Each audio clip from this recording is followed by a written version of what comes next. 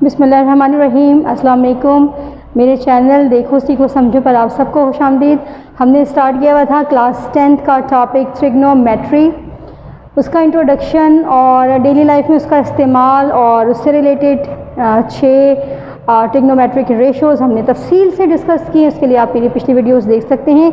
आज हम स्टार्ट कर रहे हैं finding trigonometric ratios of different angles 30 degree, 60 degrees, 90 degrees and 45 degrees. यानी जैसे हमने कल एग्जांपल में डिस्कस किया था कि अगर हमें एंगल पता हो और उस एंगल की वैल्यू पता हो तो हम आराम से उस दरख्त की हाइट मालूम कर सकते हैं। आज के लेसन में हम डिफरेंट एंगल्स की ट्रिग्नोमेट्रिक रेशोज़ की वैल्यू फाइंड आउट करना सीखेंगे। ये एक एक्यूट एंगल ट्रायंगल है। अगर हम इस पॉइंट ए से परपेंडिकुलर गिराएं इस बी सी पर, तो ये पॉइंट डी पर इससे इंटरसेक्ट या कट कर रहा है। तो यहाँ पर 2 ट्रायंगल्स बन गई। ये देखिए बी डी ए और सी डी ए, ये दोनों ही राइट एंगल ट्रायंगल्स हैं क्योंकि यहाँ पर डी पॉइंट पर 90 डिग्रीज़ का एंगल बन रहा है। क्योंकि हमें रेशोज़ फाइंड आउट करनी है, उनकी वैल्यूज़ फाइंड आउट कर रही है, तो हम सपोज़ कर रहे हैं कि एक ट्रायंगल ए बी सी में measurement A B equals to 2a, यानी ये ए बी और ए सी साइड्स, क्योंकि ये दोनों साइड्स इक्वल हैं। क्यों इक्वल हैं? क्योंकि ये एक्यूट एंगल ट्रायंगल है, यानी इसके ऑपोजिट 2 एंगल्स इक्वल हैं। और ये वेट्स का रूल है, जब 2 एंगल्स आमने सामने के इक्वल हों तो उनके एडजेसेंट साइड्स भी इक्वल होती हैं। लिहाजा जो लेंथ ए बी की होगी वही लेंथ ए सी की भी होगी, राइट। तो ए बी और ए सी दोनों बराबर हैं और हम सपोज करें कि ये 2a है, यानी कोई वैल्यू हो सकती है। यहाँ पे ये 3 सेंटीमीटर्स होगी, 4 सेंटीमीटर्स होगी, 5 सेंटीमीटर्स होगी। अब चूँकि हमें वैल्यू नहीं मालूम तो इसलिए हमने सपोज कर लिया कि दैट इज़ 2a। यहाँ लिख दिया बी डी और डी सी इक्वल्स टू ए, क्यों? पूरी बी सी की वैल्यू इज़ इक्वल्स टू ए, ठीक है। तो जाहिर सी बात है कि बी डी भी ए के बराबर होगा, डी सी भी ए के बराबर होगा, क्योंकि ये पूरी लेंथ बी सी ए के इक्वल है। ये हमने लिख दिया। और मेजरमेंट, अब हम एंगल कौन सा सबसे पहले फाइंड आउट कर रहे हैं। एंगल 30 कहाँ बन रहा है? इस पॉइंट ए पर। और हमारे पास measurement angle B A D equals to 30 degrees. जाहिर सी बात है 30 डिग्रीज़ यहाँ चले गए हैं, 30 डिग्रीज़ यहाँ चले गए हैं।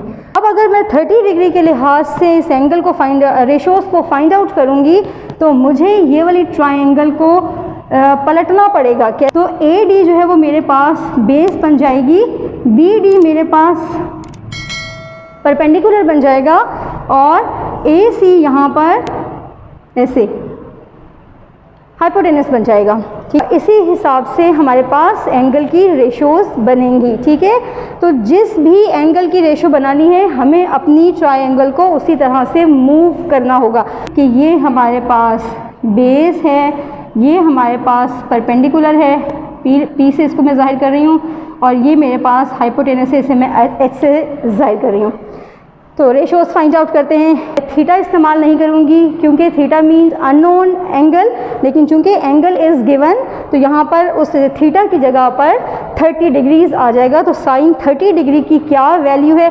देखिए, हमें आपको बुक में जो है वो एंगल्स का पूरा एक टेबल बना हुआ दिया गया है कि साइन 30 की ये वैल्यू है, कॉस 30 की वैल्यू, सीकेंड की वैल्यू, टेंजेंट 30 की वैल्यू, फिर इसी तरह से साइन 45 डिग्रीज़ की वैल्यू, कॉस 45 की, फिर साइन 60, साइन 90, कॉस 90, इस तरह सारी वैल्यूज़ हमें दी हैं। वो सब इसी तरीके से निकाली गई हैं। ये एक दफ़ा हम निकालेंगे और इससे हम अपनी टेबल बना लेंगे हमेशा हमेशा के लिए, फिर वही वैल्यूज़ हमेशा इस्तेमाल होंगी।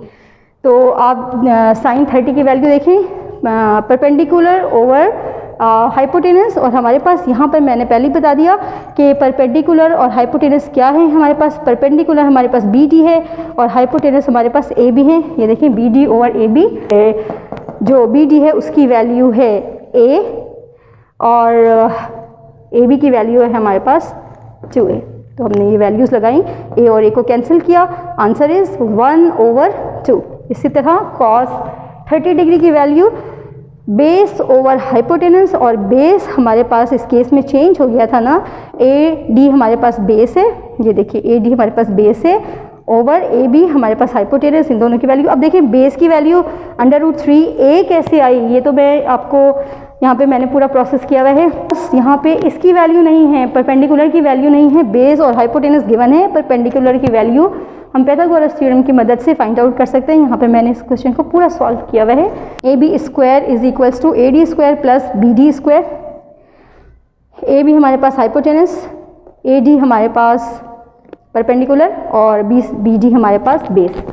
अब जो जो वैल्यूज़ गिवन है वो इस क्वेश्चन में हम लगा देंगे और हमारे पास AD की वैल्यू आ जाएगी √3, क्योंकि स्क्वायरिंग है ना, तो स्क्वायरिंग कैंसिल करने के लिए हम रूट ले लेंगे। तो A स्क्वायर का तो रूट निकल आएगा A, और √3 का रूट नहीं निकलता तो ये √3 यहीं रह जाएगा। तो इसीलिए मेरे पास परपेंडिकुलर की वैल्यू आई है √3। ये अपने परेशानी होना कि ये वैल्यू कहाँ से आई है, इसीलिए यहाँ पर लगा दी और A से साथ कैंसिल हो गया, तो वैल्यू आ गई √3/2। इसी तरह से tangent 30 degrees perpendicular over base is equals to measurement BD/AD। BD की वैल्यू है A और AD की वैल्यू है √3A is equals to 1/√3A। A के साथ कैंसिल हो जाएगा तो ऊपर बचा A, ऊपर बचा 1 और यहाँ से √3। इनकी इन्वर्स वैल्यू बहुत ही आसान है, हमने सिर्फ इनको उलट देना है। यहाँ पर P/H था तो हम यहाँ H/P कर लेंगे। इसी तरह से इसकी वैल्यूज़ भी इन्वर्स हो जाएंगी। A/2A की जगह पर आ जाएगा 2A/A, राइट। तो यहाँ आंसर 1/2 था, तो यहाँ पे 2 हो जाएगा, A और A कैंसिल हो जाएंगे, तो हमारे पास जो है वो डिनोमिनेटर ख़त्म हो जाएगा, तो ये 2 रह गया। इसी तरह सीकेंट 30 डिग्रीज कॉस का इन्वर्स है, इसका B फार्मूला है B/H, तो ये हो जाएगा H/B। वैल्यूज़ लगा देंगे, A के साथ कैंसिल हो जाएगा, तो आंसर इज़ 2/3 इसी तरह टेंजेंट 30 P/B था, तो इन्वर्स में को tangent 30 degrees is equals to B/P। B की वैल्यू लगाएंगे, P की वैल्यू लगाएंगे, आपस में इनकी कैंसिलेशन होगी, आंसर इज़ √3। सारे जब एंगल्स फाइंड आउट कर लेंगे तो मैं आपको टेबल भी ड्रॉ करके दिखाऊंगी कि हम उस टेबल में किस तरह से सारी वैल्यूज़ को लिखते हैं। जब हमारे पास टेबल में वो सारी वैल्यूज़ आ जाएंगी ना, फिर बहुत इजी हो जाता है कि अपने क्वेश्चन को सॉल्व किया। आपको सिर्फ वो वैल्यूज़ याद करनी है। अगर आप साइंटिफिक कैलकुलेटर इस्तेमाल नहीं कर रहे हैं तो फिर आपको टेबल से वैल्यूज़ याद करनी पड़ेगी। अब हमारा है 60 डिग्रीज़, और अब यहाँ पर तो ये बहुत ही आसान और सीधा है। सीधी सीधी ट्राइंगल जो आपको यहाँ पर नज़र आ रही है, राइट एंगल ट्राइंगल, ये वाली ADB, ये सीधी सी ट्राइंगल। इस ट्राइंगल में हमारे पास BD बेस है जो कि A है, और इस ट्राइंगल में AD हमारे पास परपेंडिकुलर है, उसकी वैल्यू है √3A, और AB हमारे पास हाइपोटेनस है और इसकी वैल्यू है 2A। अच्छा, आगे चलते हैं और हम 60 डिग्रीज़ के लिहाज से अपनी वैल्यूज़ फाइंड आउट कर लेते हैं। साइन थीटा हमारे पास बराबर होता है परपेंडिकुलर ओवर हाइपोटेनस, और परपेंडिकुलर यहाँ पर है AD और हाइपोटेनस है यहाँ पर AB। AD की वैल्यू है √3A, AB की वैल्यू है 2A, हमने यहाँ लगा ली फॉर्मूले में, A से कैंसिल हो गया, तो साइन 60 की वैल्यू हमारे पास आ गई √3/2। बिल्कुल इसी तरीके से cos 60 की वैल्यू फाइंड आउट करेंगे, फार्मूला लगा देंगे, बेस ओवर हाइपोटेनस। आपके देखिए फार्मूले बहुत आसान हैं। परपेंडिकुलर के साथ पहला रिलेशनशिप और परपेंडिकुलर और हाइपोटेनस का रिलेशनशिप, बेस और हाइपोटेनस का रिलेशनशिप, फिर बाकी दो साइड्स और कौन सी बची जिनका हम आपस में ताल्लुक बना सकते हैं, परपेंडिकुलर और बेस का ताल्लुक बना सकते हैं। तो ये 3 बेसिक्स हैं, आपने याद करनी है बहुत ही आसानी से।